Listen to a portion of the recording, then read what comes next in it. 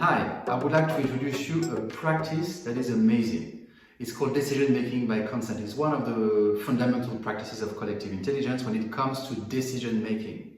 So when to use it, if you're a manager, if you're a facilitator, use it when you have a complex decision to take, a decision that involves different people who have different perspectives or expectations on this decision.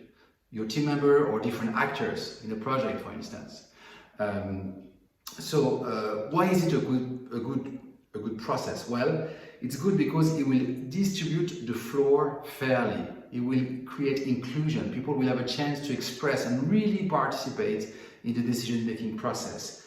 But it's also very efficient because we're not going to ask people their preferences but their objection, and we will try to find a decision that actually is the optimal one to integrate people's objection. Objections are the real reasons for which this decision could be risky or this proposition could be risky. Okay, so how does it work? It always starts with a proposition. Starting with a proposition that will be run through a process that at the end will land on a decision that integrates people's objection. It's a good alternative to consensus that is sometimes very slow and that tend to integrate people's no objection but preferences. Or is another alternative to the decision by vote of the majority. That is good too, but leaves a lot of people sometimes frustrated.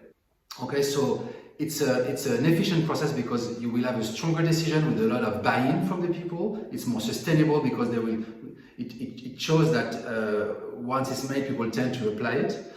It's also a practice that will build the maturity of your team in terms of collective intelligence. Very shortly, you will teach your team to differentiate reaction from questions, moments for questions, moments for reaction. And second, it will teach your team to differentiate their preferences, what they like, to their objection, what is risky for the company.